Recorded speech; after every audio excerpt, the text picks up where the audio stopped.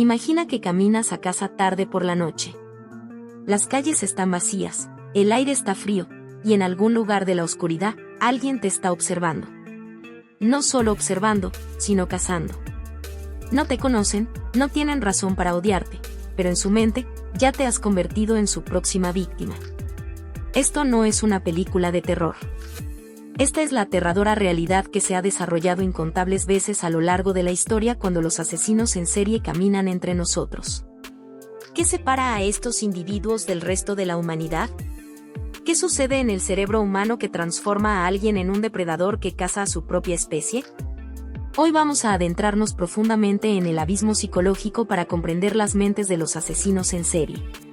Exploraremos los traumas infantiles que los moldean, las diferencias neurológicas que los marcan, y los escalofriantes patrones que definen su comportamiento.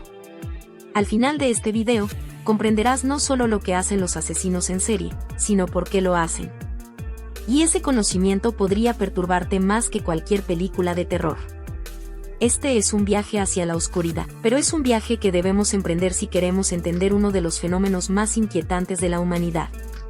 Así que comencemos. Los asesinos en serie han fascinado y horrorizado a la sociedad durante generaciones. Desde las brumosas calles de Londres victoriano hasta los suburbios estadounidenses modernos, estos individuos han dejado rastros de terror que resuenan a través de las décadas. Pero, ¿qué define exactamente a un asesino en serie? Según la Oficina Federal de Investigaciones, un asesino en serie es alguien que asesina a 3 o más personas durante un periodo de tiempo, con periodos de enfriamiento entre cada crimen. Esto los distingue de los asesinos en masa, que matan a múltiples personas en un solo evento, o los asesinos esporádicos, que asesinan en múltiples ubicaciones sin un periodo de enfriamiento. El término asesino en serie en sí es relativamente moderno, acuñado en los años 70, pero el fenómeno es antiguo. Lo que hace que estos casos sean tan fascinantes para el público no es solo el horror de sus crímenes, sino el misterio psicológico que representan. ¿Cómo puede alguien verse humano, actuar como humano, incluso parecer encantador y normal, pero cometer actos de crueldad tan incomprensible? La respuesta reside profundamente dentro de la compleja interacción entre biología, psicología y entorno que moldea el comportamiento humano. Comprender esto no es solo curiosidad académica, es crucial para la prevención, detección y protección de posibles futuras víctimas. Para comprender a los asesinos en serie, primero debemos reconocer una verdad incómoda: no nacen como monstruos en algún sentido sobrenatural. Son seres humanos cuyo desarrollo salió catastróficamente mal. La pregunta que ha perseguido a criminólogos, psicólogos y neurocientíficos durante décadas es si los asesinos en serie son creados por su biología o por su entorno, naturaleza versus crianza. La respuesta, como la investigación muestra cada vez más, es ambas, trabajando en terrible sinergia. Comencemos con la infancia, porque ahí es donde casi siempre comienza la historia. Cuando los investigadores examinan los antecedentes de asesinos en serie conocidos, ciertos patrones emergen con inquietante consistencia. Un porcentaje significativo experimentó abuso infantil severo, ya sea físico, sexual o emocional. Muchos presenciaron violencia doméstica o experimentaron negligencia profunda. Estas no son solo estadísticas tristes, son disrupciones cruciales del desarrollo que alteran fundamentalmente cómo el cerebro procesa las emociones, forma vínculos y responde a los demás. El cerebro humano desarrolla su capacidad para la empatía y la regulación emocional principalmente durante la infancia. Cuando un niño experimenta trauma severo durante estas ventanas críticas del desarrollo, puede afectar la formación de vínculos emocionales normales. Los psicólogos llaman a esto trastorno del apego, y se manifiesta como una incapacidad para formar conexiones emocionales genuinas con otros. Sin esta capacidad humana fundamental, otras personas se convierten en objetos en lugar de seres dignos de compasión. Esto no excusa el comportamiento violento, pero ayuda a explicar la frialdad emocional que caracteriza a muchos delincuentes en serie. Pero el trauma solo no crea a un asesino en serie. Millones de personas experimentan infancias terribles sin convertirse en delincuentes violentos. Aquí es donde entra en juego la biología. La investigación neurológica reciente ha revelado que muchos asesinos en serie muestran anormalidades en regiones cerebrales específicas, particularmente en la corteza prefrontal y la amígdala. La corteza prefrontal es responsable del control de impulsos, la planificación y la comprensión de las consecuencias. La amígdala procesa las emociones, particularmente el miedo y la empatía. Cuando estas regiones no funcionan correctamente, ya sea debido a factores genéticos, lesión cerebral o problemas de desarrollo, el resultado puede ser alguien que carece tanto de los frenos emocionales que previenen la violencia como de la capacidad de planificación que hace posibles los crímenes repetidos. También hay evidencia de diferencias neuroquímicas. Algunos asesinos en serie muestran niveles anormales de neurotransmisores como la serotonina, que regula el estado de ánimo y el control de impulsos, o niveles elevados de testosterona asociados con la agresión. Nuevamente, estos factores biológicos por sí solos no crean asesinos. Muchas personas tienen perfiles neurológicos similares sin volverse violentas. Pero cuando se combinan con estresores ambientales severos y falta de intervenciones positivas, pueden contribuir a un perfil psicológico peligroso. La tríada de McDonald, propuesta en los años 60, sugirió que 3 comportamientos infantiles predicen comportamiento violento futuro: mojar la cama más allá de una edad apropiada, provocar incendios y crueldad hacia los animales. Si bien esta tríada ha sido algo disputada en investigaciones recientes y no es tan predictiva como se pensaba, el principio subyacente sigue siendo válido. El comportamiento infantil a menudo señala perturbaciones psicológicas más profundas. La crueldad hacia los animales, en particular, representa una incapacidad preocupante para empatizar con el sufrimiento y una disposición a infligir dolor para gratificación emocional, rasgos que luego se manifiestan en violencia contra humanos. Lo que emerge de esta investigación es un perfil no de inevitabilidad, sino de factores de riesgo. Los asesinos en serie típicamente resultan de una tormenta perfecta: vulnerabilidades biológicas, trauma infantil severo, falta de vínculos positivos o intervenciones, y a menudo un estresor precipitante en la adultez temprana que desencadena el primer acto violento. Comprender esta causación compleja nos ayuda a avanzar más allá de narrativas simplistas de maldad pura hacia una comprensión más matizada y útil de cómo se desarrollan estos individuos. Ahora que comprendemos cómo pueden desarrollarse los asesinos en serie, exploremos cómo piensan y operan. Aquí es donde entramos en territorio verdaderamente perturbador, porque los mecanismos psicológicos que impulsan el asesinato en serie revelan capacidades de la mente humana que la mayoría preferiríamos creer que no existen. Los asesinos en serie generalmente caen en 2 categorías psicológicas amplias: organizados y desorganizados. Los asesinos organizados son planificadores metódicos. A menudo son inteligentes, socialmente competentes y capaces de mantener vidas de apariencia normal mientras cometen sus crímenes. Seleccionan cuidadosamente a las víctimas, llevan armas y herramientas a las escenas del crimen, y toman medidas para evitar la detección. Pueden seguir la cobertura noticiosa de sus crímenes e incluso insertarse en las investigaciones. Este tipo a menudo tiene empleo estable y relaciones, haciéndolos particularmente difíciles de identificar. Sus crímenes reflejan control, planificación y un nivel perturbador de sofisticación. Los asesinos desorganizados, por el contrario, actúan más impulsivamente. Sus crímenes muestran menos planificación y más caos. Pueden usar armas de oportunidad encontradas en la escena, dejar evidencia obvia y mostrar poca preocupación por la captura.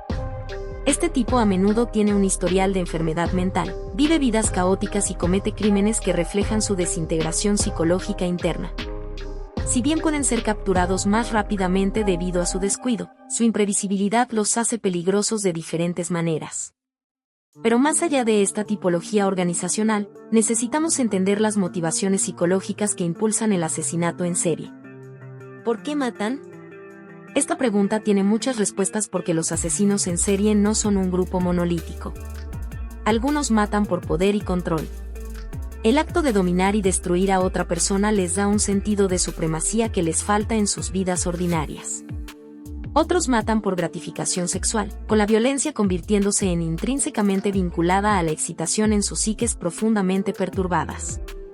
Otros más matan por lo que perciben como misión o propósito: eliminar personas que consideran indeseables, actuar sobre creencias delirantes, o buscar atención y notoriedad. Uno de los aspectos más escalofriantes de la psicología del asesino en serie es el fenómeno de la escalada psicológica. Para muchos delincuentes en serie, el primer asesinato es difícil, produce ansiedad, incluso traumático. Pero con cada asesinato subsecuente, las barreras psicológicas disminuyen. El horror inicial da paso a la rutina. Algunos incluso reportan que necesitan matar con más frecuencia o más brutalmente para lograr la misma satisfacción emocional, un patrón inquietantemente similar a la adicción. Esta escalada es por qué detenerse después de 1 o 2 asesinatos es raro para estos delincuentes. Las fuerzas psicológicas que los impulsan se vuelven más poderosas con cada acto. Muchos asesinos en serie también se involucran en lo que los psicólogos llaman compartimentación, la capacidad de separar su comportamiento asesino de su vida normal. Esto les permite mantener trabajos, relaciones y conexiones sociales mientras cometen crímenes horribles. Para sus compañeros de trabajo, vecinos e incluso miembros de la familia, parecen normales o incluso agradables. Esta separación cognitiva no es única de los asesinos en serie. Los humanos usan la compartimentación en muchos contextos. Pero en estos casos, permite una doble vida de proporciones asombrosas. No están constantemente consumidos por pensamientos asesinos. Más bien, cambian entre su yo ordinario y lo que algunos investigadores llaman su yo en la sombra. La fantasía juega un papel crucial en la psicología del asesino en serie. Mucho antes de cometer su primer asesinato, muchos asesinos en serie desarrollan fantasías violentas elaboradas. Estas fantasías se vuelven cada vez más detalladas y consumidoras, sirviendo como una forma de ensayo psicológico. Eventualmente, la fantasía ya no es suficiente, y el individuo se siente compelido a actuar. Después del crimen, lo reviven mentalmente, a menudo coleccionando recuerdos o trofeos para ayudar a activar estas memorias. Este ciclo de fantasía, acción, fantasía se vuelve autorreforzante, impulsando el patrón de ofensas repetidas. La pregunta de si los asesinos en serie pueden sentir remordimiento es compleja. Algunos, particularmente individuos psicópatas, genuinamente carecen de la capacidad emocional para la culpa o la empatía. Otros pueden sentir alguna respuesta emocional pero racionalizan su comportamiento a través de varios mecanismos mentales: culpar a las víctimas, minimizar el daño o construir justificaciones elaboradas. Otros más parecen experimentar angustia emocional genuina sobre sus acciones pero se sienten impotentes para detenerse, impulsados por compulsiones que ellos mismos no comprenden completamente. Comprender estos mecanismos psicológicos no se trata de generar simpatía. Estos son individuos que han cometido actos indescriptibles contra personas inocentes. Más bien, esta comprensión sirve propósitos prácticos, ayuda a las fuerzas del orden a desarrollar perfiles, predecir comportamiento y potencialmente prevenir crímenes futuros. También resalta la importancia crítica de la intervención temprana cuando aparecen señales de advertencia, porque una vez que este patrón psicológico se establece, se vuelve extraordinariamente difícil de interrumpir. Los asesinos en serie no matan aleatoriamente. A pesar de la naturaleza aparentemente sin sentido de sus crímenes, emergen patrones distintos cuando examinamos su comportamiento sistemáticamente. Comprender estos patrones ha sido crucial en el desarrollo del perfilado criminal moderno y ha ayudado a las fuerzas del orden a conectar crímenes aparentemente no relacionados. Comencemos con la selección de víctimas. La mayoría de los asesinos en serie se dirigen a tipos específicos de víctimas, una preferencia que los criminólogos llaman firma. Esta firma a menudo se relaciona con las necesidades psicológicas o fantasías del asesino. Algunos se dirigen a extraños que se ajustan a ciertas características físicas, una edad particular, género, color de cabello o tipo de cuerpo. Esta focalización selectiva a menudo refleja algo significativo en la psicología del asesino, ya sea un parecido con alguien de su pasado, una figura de fantasía idealizada o una representación de algo que odian o desean. Otros se dirigen a poblaciones vulnerables, trabajadoras sexuales, personas sin hogar o fugitivos. Personas cuyas desapariciones podrían no desencadenar una investigación inmediata.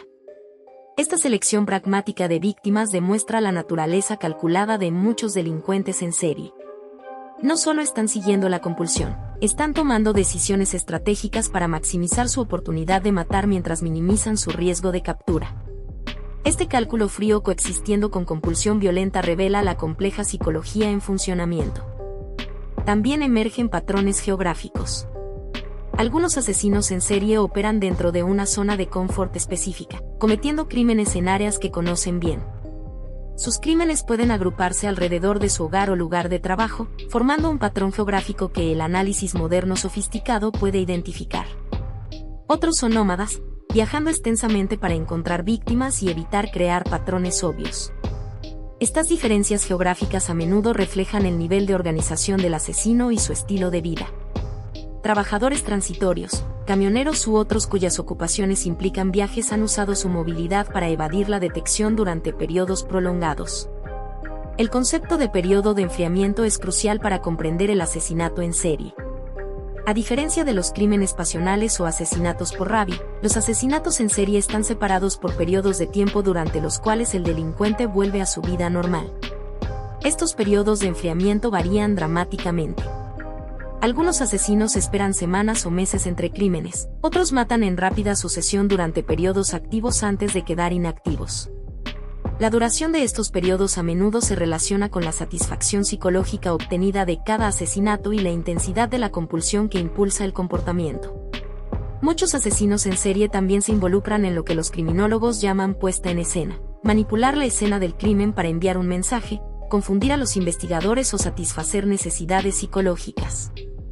Esto puede implicar posicionar cuerpos de maneras específicas, dejar objetos simbólicos o crear escenas que reflejen las fantasías internas del asesino.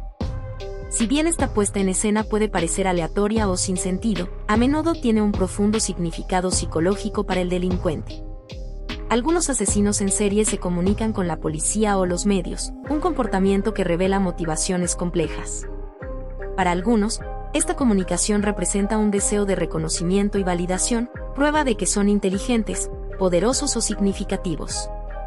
Para otros, es una forma de juego, una oportunidad para demostrar superioridad sobre los investigadores. Estas comunicaciones pueden ser increíblemente útiles para los investigadores, proporcionando pistas lingüísticas, revelando características psicológicas o incluso conteniendo evidencia inadvertida que conduce a la identificación. Sin embargo, también crean desafíos, ya que distinguir las comunicaciones genuinas de los engaños se vuelve difícil una vez que un caso recibe publicidad. La colección de trofeos es otro patrón común. Muchos asesinos en serie toman objetos de las víctimas o escenas del crimen, joyas, ropa, fotografías o objetos personales más perturbadores. Estos trofeos sirven múltiples funciones psicológicas. Proporcionan prueba tangible del poder del asesino sobre sus víctimas, sirven como desencadenantes para revivir el crimen a través de la fantasía y, en algunos casos, se incorporan en futuras fantasías o actos violentos. Los objetos específicos coleccionados a menudo revelan aspectos significativos de la psicología y motivación del asesino. Comprender estos patrones ha revolucionado la investigación criminal. Los perfiladores criminales modernos usan análisis de comportamiento para hacer predicciones sobre delincuentes desconocidos, su edad aproximada, estado laboral, situación de vivienda y otras características. Si bien el perfilado no es la magia retratada en los medios populares y no puede identificar individuos específicos, ayuda a los investigadores a reducir grupos de sospechosos y tomar decisiones estratégicas sobre prioridades de investigación. La precisión del perfilado ha mejorado dramáticamente a medida que los investigadores han analizado más casos y refinado su comprensión de los patrones de comportamiento. Atrapar asesinos en serie presenta desafíos únicos que han impulsado la evolución de las técnicas de investigación criminal. A diferencia de los homicidios individuales donde los investigadores pueden enfocarse en personas conectadas con la víctima, los casos en serie a menudo involucran extraños sin conexión obvia, haciendo que los enfoques de investigación tradicionales sean menos efectivos. Históricamente, uno de los mayores desafíos era simplemente reconocer que una serie de asesinatos estaban conectados. Antes de los sistemas modernos de comunicación y bases de datos, los asesinatos en diferentes jurisdicciones podrían nunca vincularse, permitiendo que los delincuentes en serie continuaran sin ser detectados durante años o incluso décadas. Este problema de ceguera de vinculación significaba que cada asesinato se investigaba como un incidente aislado, impidiendo que los investigadores vieran patrones más grandes que podrían apuntar hacia un delincuente en serie. El desarrollo de bases de datos centralizadas y sistemas de intercambio de información ha sido revolucionario. Los investigadores modernos pueden buscar crímenes similares a través de jurisdicciones, identificando series potenciales basadas en características de víctimas, métodos de asesinato u otras formas de comportamiento. Las bases de datos de ADN han sido particularmente transformadoras, permitiendo a los investigadores vincular definitivamente crímenes a través de evidencia biológica incluso cuando no se ha identificado ningún sospechoso. Estos avances tecnológicos han acortado dramáticamente el tiempo que los delincuentes en serie pueden operar sin ser detectados.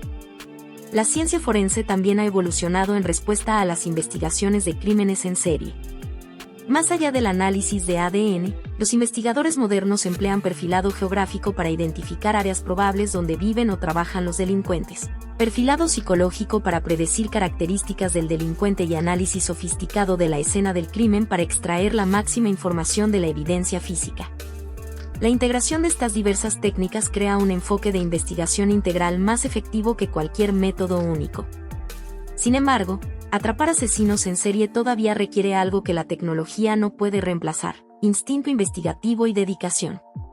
Muchos casos en serie se resuelven a través de trabajo policial tradicional meticuloso, entrevistas, vigilancia y seguimiento de pistas del público. Las investigaciones más exitosas típicamente combinan técnicas forenses modernas con investigación tradicional exhaustiva, compensando cada enfoque las limitaciones del otro. El papel de la conciencia y cooperación pública no puede ser exagerado. Muchos asesinos en serie son finalmente capturados porque alguien reconoce patrones de comportamiento, reporta actividad sospechosa o se presenta con información. Crear sistemas que fomenten la vigilancia pública mientras se evita el pánico es un delicado equilibrio que los investigadores deben lograr. Muy poca información pública permite que los delincuentes continúen sin ser detectados. Demasiada puede crear pánico, generar pistas falsas o incluso inspirar comportamiento de imitación. Uno de los aspectos más difíciles de las investigaciones en serie es saber cuándo detenerse. Algunos casos se enfrían a pesar de una investigación exhaustiva, dejando a los investigadores con el doloroso conocimiento de que un delincuente permanece libre. Sin embargo, las unidades modernas de casos fríos equipadas con nuevas tecnologías han resuelto con éxito casos en serie de décadas de antigüedad, brindando cierre a las familias y justicia para las víctimas. Estos éxitos demuestran que la persistencia y las técnicas de investigación en evolución pueden superar incluso los casos más desafiantes. Hemos viajado profundamente hacia la psicología de los asesinos en serie, explorando cómo se hacen, cómo piensan, cómo operan y cómo son capturados. Este conocimiento es perturbador porque nos obliga a confrontar verdades incómodas sobre la naturaleza humana y las terribles direcciones que la psicología humana puede tomar bajo ciertas circunstancias. Pero comprender a los asesinos en serie no es solo un ejercicio académico en psicología anormal. Este conocimiento sirve propósitos prácticos cruciales. Nos ayuda a identificar factores de riesgo en individuos problemáticos antes de que se conviertan en delincuentes violentos. Asiste a las fuerzas del orden en prevenir crímenes, identificar sospechosos y llevar a los asesinos ante la justicia más rápidamente. Proporciona conocimientos que ayudan a los profesionales de salud mental a trabajar con delincuentes violentos y potencialmente prevenir crímenes futuros. Y ayuda a la sociedad a tener discusiones más informadas sobre violencia, salud mental y seguridad pública. Quizás lo más importante, comprender la psicología detrás del asesinato en serie nos recuerda la importancia crítica de la intervención temprana. La mayoría de los asesinos en serie muestran señales de advertencia años antes de su primer asesinato, señales de perturbación psicológica severa, comportamiento violento escalado o disfunción emocional profunda. Si bien nunca podemos predecir con certeza quién se volverá violento, podemos identificar individuos de alto riesgo y proporcionar intervenciones que podrían alterar su trayectoria. Cada asesino en serie fue una vez un niño, y en muchos casos, un niño mostrando señales claras de perturbación severa. ¿Qué podría haber pasado si esas señales se hubieran tomado en serio y abordado efectivamente? La fascinación con los asesinos en serie que impregna la cultura popular sirve un propósito más allá del entretenimiento. Representa un intento colectivo de comprender las posibilidades más oscuras del comportamiento humano, identificar el mal y protegernos de él. Pero debemos tener cuidado de que la fascinación no se convierta en glorificación. Estos son individuos que causaron sufrimiento inconmensurable a personas inocentes y sus familias. Los verdaderos héroes de estas historias no son los asesinos, sino los investigadores que trabajaron incansablemente para detenerlos, las comunidades que se unieron para protegerse mutuamente y los sobrevivientes que encontraron la fuerza para continuar a pesar del trauma inimaginable. Al concluir, recuerda que mientras los asesinos en serie capturan la imaginación pública debido a su rareza y extremidad, representan una fracción diminuta del crimen violento. La mayoría de los asesinatos no son cometidos por delincuentes en serie, sino por personas conocidas por la víctima durante momentos de rabia, celos o desesperación. Comprender a los asesinos en serie nos ayuda a entender el extremo del comportamiento violento, pero prevenir la violencia de manera más amplia requiere abordar los factores sociales, económicos y psicológicos que contribuyen a todas las formas de crimen violento. La mente humana es capaz de cosas notables, creatividad extraordinaria, compasión profunda y logros increíbles. Pero también es capaz de oscuridad terrible. Comprender ambas posibilidades nos hace más completos en nuestro conocimiento de la naturaleza humana y mejor equipados para fomentar lo positivo mientras prevenimos lo destructivo. Ese es el valor real de estudiar la psicología del asesino en serie, no fascinación morbosa, sino sabiduría práctica que hace nuestra sociedad más segura y nuestra comprensión más completa. Gracias por acompañarme en este difícil pero importante viaje hacia la psicología de los asesinos en serie. Si este video te ayudó a comprender este tema complejo, considera compartirlo con otros que puedan encontrar esta información valiosa.